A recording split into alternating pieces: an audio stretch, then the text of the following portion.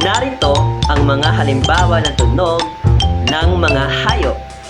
Una, kambing. Pakinggan ang tunog ng kambing. Isa pa.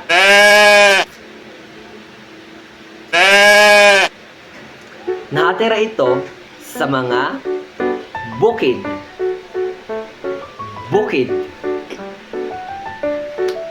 Magaling. Sunod naman ay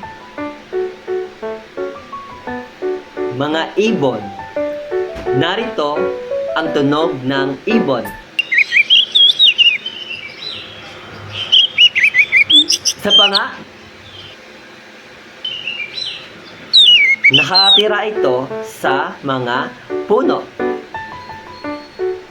Puno. Magaling. Sunod naman ay tigre.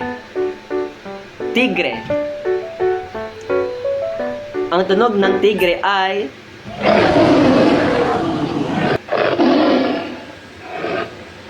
isa pa nga.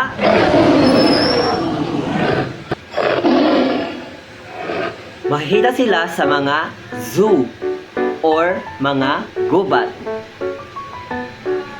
Magaling. Sunod naman ay kabayo.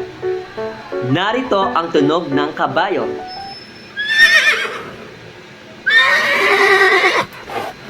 Isa pa nga.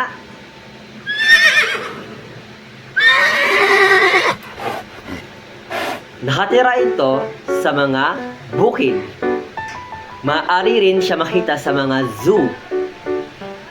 Magaling. Sunod naman ay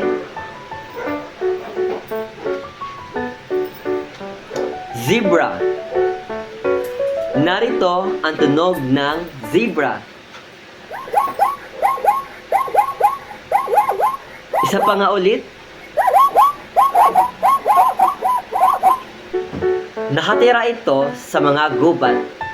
Pero makita mo rin siya sa mga zoo. Magaling. At ang huli ay palaka. Narito ang tunog ng palaka.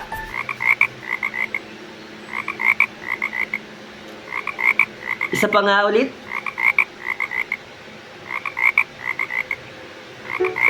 Nakatira sila sa mga tubig batis o mga lawa.